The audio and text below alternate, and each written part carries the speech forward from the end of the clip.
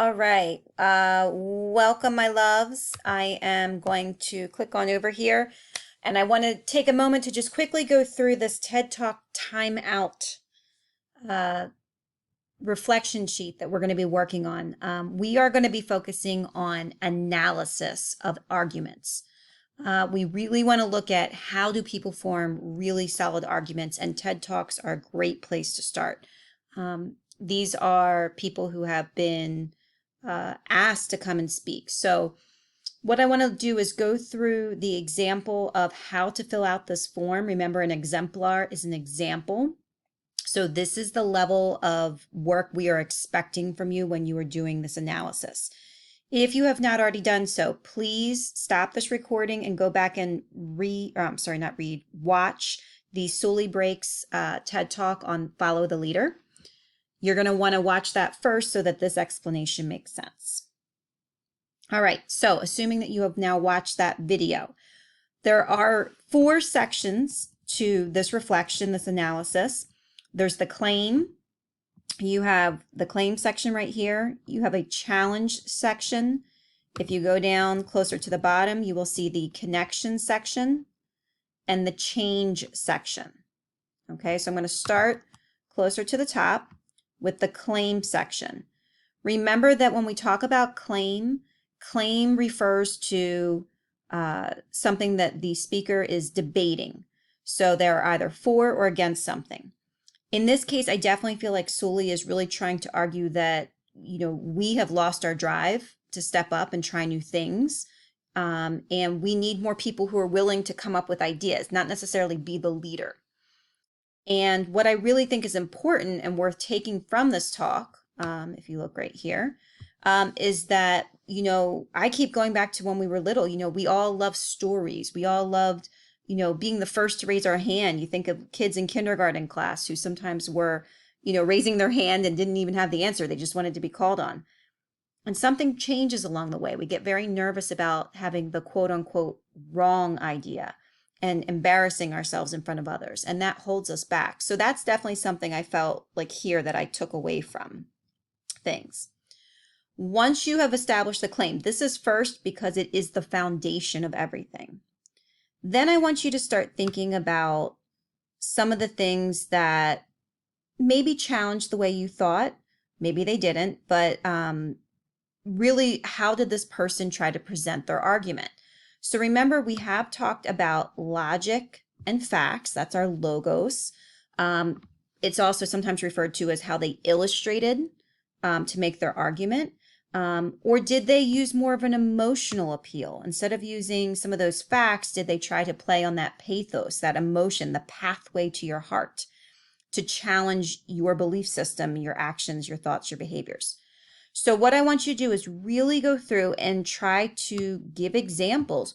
Where do you see them using logos? Where do you see them using pathos? So I definitely felt like Sully used a combination of both. He started with emotion to kind of hook his audience and to get them to buy in. And I see a little typo here I'll fix. But then he turned to logos to nail his point home. So for the pathos, my example, don't just say that somebody used both. Give examples, give your evidence from the piece. He appeals to younger audiences by using the Red Ranger as an example. That's something that people in that 20 to 30 year age range really can identify with, because the Power Rangers were a huge show back when they were little. So it makes that personal connection. The logos is really like the lists, for example, of all the great leaders that he refers to. Those are amazing people that really help give proof to what he's talking about and the ideas that they have, as opposed to necessarily leading and forcing people to change. Gandhi being, having the idea of peace, that was one of them. The next question in this section is, did you find the speaker as somebody that could be a reliable, trustworthy source? Remember, this is that ethos. That's that, can I trust this person? Why should I believe them? It's also, if we're talking about Harris moves, it's authorizing. What authority are they bringing to him? I found that he was somewhat trustworthy. It wasn't a topic where he needed necessarily a special degree. It wasn't like it was medical or something.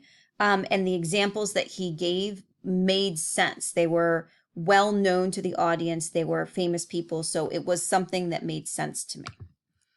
All right, going down a little further, if we're looking at the bottom two sections, connection. So, up top, we've analyzed claim and we've really analyzed how the argument was made. Was it using logos, pathos, ethos, or again, the illustrating and authorizing that we've seen in the Harris moves? Down here, I want you to try to connect this message in this TED Talk to any other TED Talks or real world examples that you can think of. I definitely see this in our community school because we've talked about not wanting to step up and try new things. It makes us uncomfortable, and it takes time for people to kind of get used to things. The other thing over here that I want you to think about is your change. Has this argument that this person has made, will it change you in some way, or does it change your thinking in some way? Maybe it's in line with your thinking already and it just reinforces that thought. But what are your thoughts as you walk away from this? When it says give me your 2 cents, if you notice there's a little note down here, what that means, that's an idiom. Remember, idioms are these phrases that literally don't make sense. Okay, so like give me your 2 cents. I'm not really actually asking you to give me money. Idioms are a figurative language, and it just means give me your thoughts. What's your opinion on this? How do you feel now that you've seen this? And I do really think that there are a lot of people who like the limelight of being a leader, but they're not necessarily willing to try new ideas, which is exactly the issue that we have. You can be the label of a leader, but you're not going to really lead people in any direction if you're not willing to try some new things. And so I like the idea that new ideas are, they're hard to think of and harder to come by, but they're very important. So I thought that was very interesting, and I like that idea. And so that in a nutshell is how we are trying to fill out this form. You don't have to use a different font. You don't have to use a different color per se. But I do want you to take the time to give me evidence. So please, you don't have to give the exact quote, but please make sure that you are giving evidence from your piece and really taking the time to fill in each section. All right. Please don't hesitate to reach out if you guys have any questions at all. All right. Thanks.